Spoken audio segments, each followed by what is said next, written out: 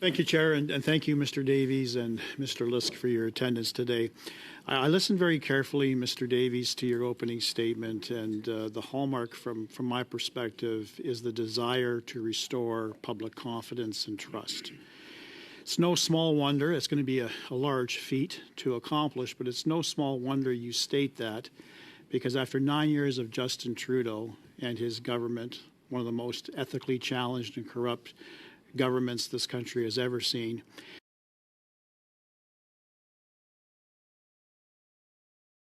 millions of Canadians are skeptical when they hear senior civil servants uttering words that trust us. We're going to restore confidence in the program. We're going to restore the oversight that should have been there in the first place. This arm's length corporation, SDTC, was responsible for essentially doling out free money to the tune of almost $393 million to companies that were conflicted. It's no small wonder that the Assistant Deputy Minister of ISED uttered the phrase, "It was free money." This is almost a sponsorship scandal level kind of giveaway.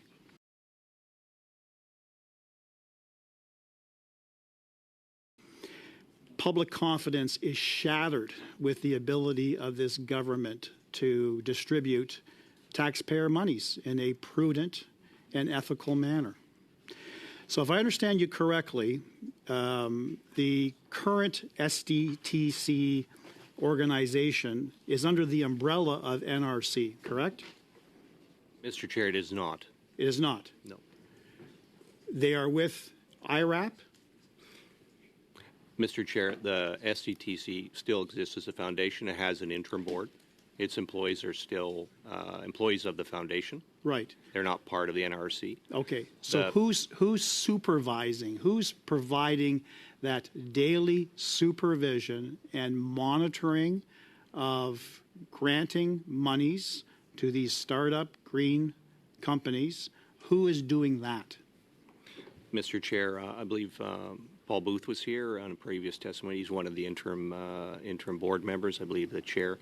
So the interim board is supervising as the board of SCTC the activities. So we have of the one foundation. chair and we have two directors doing all the supervision. So is that correct? As I understand, sir, Mr. Chair, there are three interim board members and then the management of SCTC. Okay. That run the organization at this time. All right. So they are providing the oversight on behalf of the federal government. Is that correct? And Mr. Chair, there's also, as I understand it, there's a contribution agreement. I understand that. Between the department so and the NRC is not providing any oversight. Once we have taken on responsibility for the program. At the moment, NRC is not providing oversight, correct? Mr. Chair, I would say that's accurate, yes. And IRAP is not providing oversight. We'll be involved once the transition's taken place. Okay. Well, according to the minister in his statement on June 4th, 2024, he talks about essentially the NRC providing a level of oversight. The actions were rooted in our commitment to transparency, accountability, upholding the highest standards of integrity, says the minister. As Government of Canada organization, the NRC is subject to rigorous and stringent oversight of its personnel and finances. This structure will help rebuild public trust while increasing accountability, transparency, and integrity. So he's actually misled Canadians in believing that you're providing that extra layer of transparency and accountability, which is the furthest from the truth. That's not happening right now. You're going to move towards that in 2026.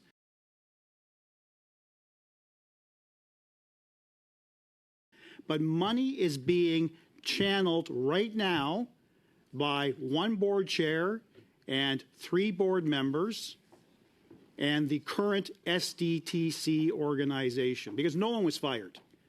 The existing board of SDTC either resigned in shame or resigned after public pressure. The current board chair found guilty of 2 ethical violations by the ethics commissioner. All of the directors resigned in shame. So what confidence can Canadians have moving forward that between now and 2024 and 2026, when the new corporation takes over, that there's any accountability, any transparency. How are Canadians supposed to feel confidence, sir, after hearing my exchange with you right now? What confidence can you give them? So, Mr. Chair, just a clarification that the transfer that will be undertaken will be done within this year. And we would hope if we can do that earlier, we will do so. The second is prior testimony has been given here from the department and SDTC, the interim board member who was here, that spoke about the process they're undertaking, and they've accepted the Auditor General's findings, and actually they're reviewing all the files with that in mind. And that interim board was put in place, I think, obviously because of the importance of public trust and the need to establish leadership at SDTC right now to do that work, and to do that work before it's transferred to the NRC in the coming year. So certainly also that transfer will take place hopefully in the fourth quarter of this fiscal year, and we're endeavoring to make that happen. But in the interim, obviously, the testimony that's been provided here before by the department and the interim board has talked about them accepting those recommendations and taking that fully into account in the review they're doing right now. Thank you. So I'll leave them to speak to how they're operating. Very much. I want to return to Minister Champagne's announcement to Canadians in June of this year, giving the impression that the NRC would provide that oversight sooner than later. But what we learn now is NRC is not going to provide any oversight until the end of Q4, March 31st of 2025. In the interim, it's literally the same old SDTC, just under perhaps a different chair and 3 different directors. Same employees, nothing has changed. Funding has started. TAP started to run again in June. So it begs the question, type of oversight that is being exemplified by this government. According to the press release, he indicates that his department, I said, will enhance oversight and monitoring of funding during the transition period.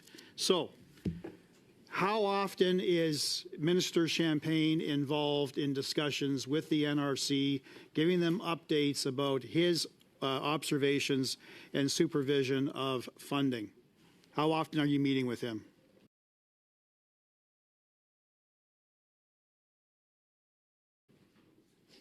Mr. Chair, the NRC, myself, and our employees are not meeting directly with the minister on the topic. We would work with the Department of ISED, and of course, we've mentioned also that we're working with SCTC interim board and employees. Sorry, you as the president are not communicating directly with the minister? On this topic, actively involved on the transition. We're working with all the officials and the individuals that have the the question is, are you job. talking to the minister? I haven't spoken to the minister on the file. Is the minister talking to anyone else at the NRC, to your knowledge? Mr. Chair, I wouldn't be aware of any contact directly from the minister to other members of my team in terms of this file. No, certainly not. So you can't even tell Canadians at this point what it means when he says his department will be enhancing oversight and monitoring of funding during the transition period. You can't speak to that because you're not speaking to the minister. So, Mr. Chair, the Deputy Minister of the Department has appeared here and spoke to what measures they're undertaking. It's not my question. It's for the department to give an account on their work. Sir, it's my time. Thank you.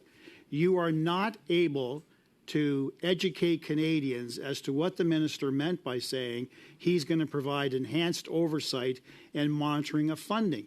You're not speaking with him, so you don't know what he means by that, do you?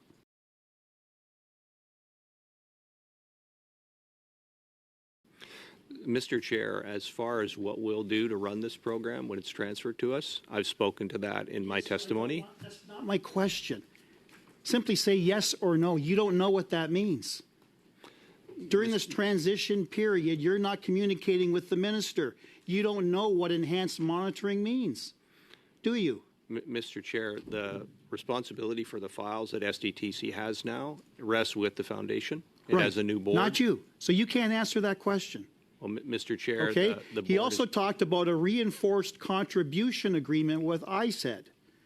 We know that the existing contribution agreements were extremely violated to the tune of $390 million going to companies that were simply ineligible or were conflicted.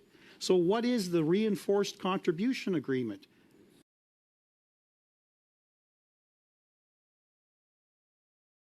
Mr. Chair, just that would be a question to be addressed to ISED, Right. who has responsibility for the contribution Right. agreement, not with us. Right. which So we do not. Canadians are no more the wiser after hearing this testimony today as to what changes Minister Champagne has introduced for over the next 10 months until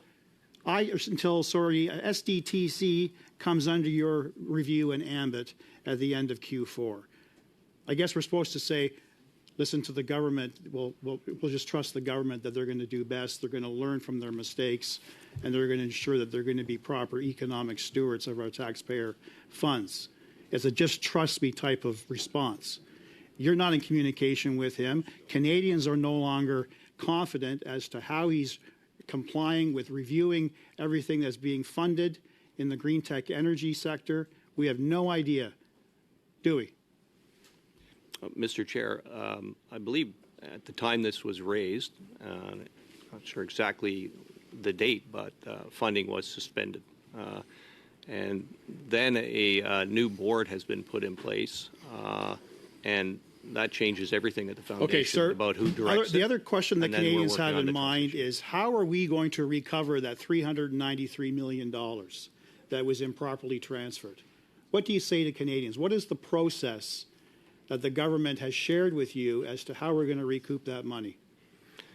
Mr. Chair, the question of recovery was discussed in a previous testimony. I believe questions were asked of the Deputy Minister, other witnesses that have been here. Those questions are best asked to the department. To your knowledge, has it started? Has the recovery process started? Mr. Chair, the NRC isn't involved with the current files of SDTC. I'm not in no position to answer the member's question. Sorry. Well, presumably you're going to be answering these questions at the end of Q4.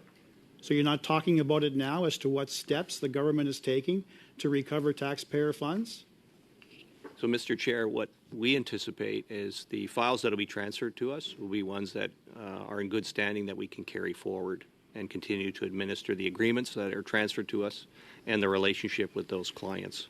That's how the process has been structured. So questions as to recovery and so on would be, of course, best addressed to other parties. Thank you very much.